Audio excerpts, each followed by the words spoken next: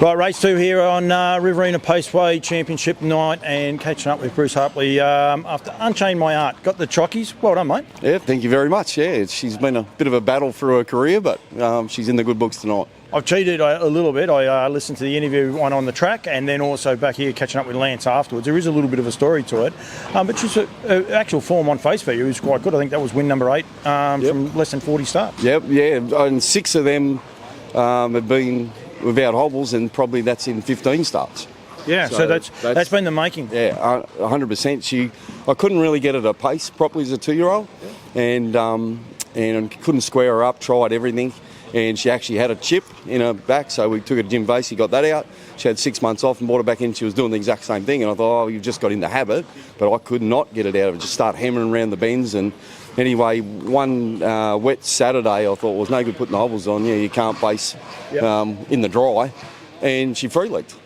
And I went, you're kidding. I've never had one in your life that you can't get to go with the hobbles on. And as soon as I took the hobbles off, she free-legged. Well, I did give her one greenie stroll as a 2-year-old with no hobbles, and I thought, I'm not that mad that I'm going to try and put her in a field of 2-year-olds. So I put the hobbles back on her, and she won one Cobram and dead heated here, but she was never happy. And when it come to crunch, Juno's show was in October last year.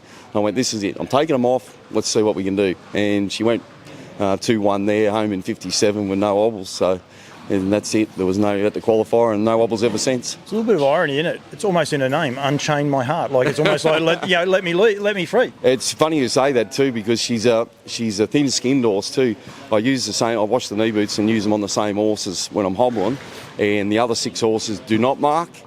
She rubs on the knees with them. So. Funny little man. What do you do with her? Just keep punching her around at the minute? Yeah. I know you one of the comments you did say on the track was you've been trying to sack it. Lance won't let you. Well, I've sacked it 3 times. I was at wit's end, and actually, oddly enough, she went terrible at Leeton on a Tuesday night, and I seen Trevor White and Pete McRae about taking her, and she'd already was in on the Friday, and I said, well, I've got her in, but after that, you can pick her up.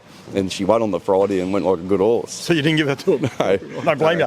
Don't blame you. What does it mean winning on a night like tonight here at Wagga? It's a great crowd. You're throwing the hats out into the people. Great atmosphere. I know, the vast majority of them are probably here for the dash hounds, but still great for harness racing to have such a great crowd, isn't it? 100%. Obviously, I've driven a lot of big races during my life, and one that stood out for me was Bathurst Gold Tiara final. We had a horse in the final there, and it's going back quite a few years ago, and there was a false start, and we were walking down the back straight, and the actual buzz from the crowd, you could actually feel the atmosphere, and it's fantastic for people to come out and have a fun at Easter time and see some good horses and the dogs and have a good night out and hopefully come back. A lot of people say that it's only about the dogs and people are only here to see the dogs. The reality is if we can convert one person, we've had a great night. That's right, and that's what this game's all about. It's about trying to get people that just get their foot in the door. You get your foot in the door and you're right. I'm going to get in trouble. You've got a horse for the Riverina Paceway. Is it? I can't remember actually the whole syndicate name. How's he going? He started pace work last week. He's been jogging, and it's his second week of pace work, and all good so far. So early days, but everything's good. He looks like a horse and got a bit of style about him. So hopefully we'll get a lot more people back in the gate when he gets to the races. And that's what it's all about. I did get to see it one time here in track work, and I know you're very, very taken. So beautifully bred horse. So it's got every chance, that's for sure. It's a Riverina horse through and through. Yeah, you have a half brother to Frith. So people sort of say, $100.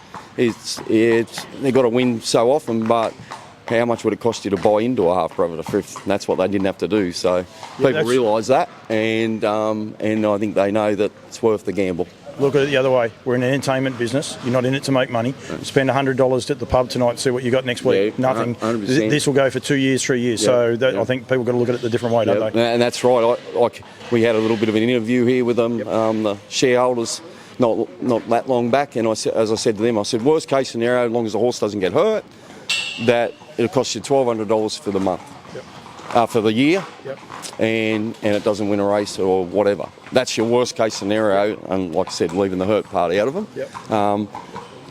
Have an entertainment, and I'm not going to string them along if I don't think it's good enough. No. They'll be happy in the end, I think. Now, one person tied up with that said to me, asked you something about pity that Manly don't go quite as good as the horse.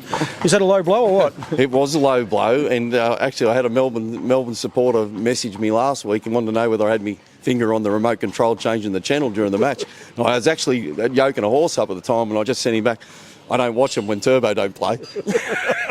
Brett Hogan actually said to G, you're up about it, so don't you worry about that. Yeah. Bruce, well done. Congratulations. You're in later on the night. Hopefully I get to interview you again, but thank you very much for joining me and congratulations on your win. Appreciate it. Thanks, mate.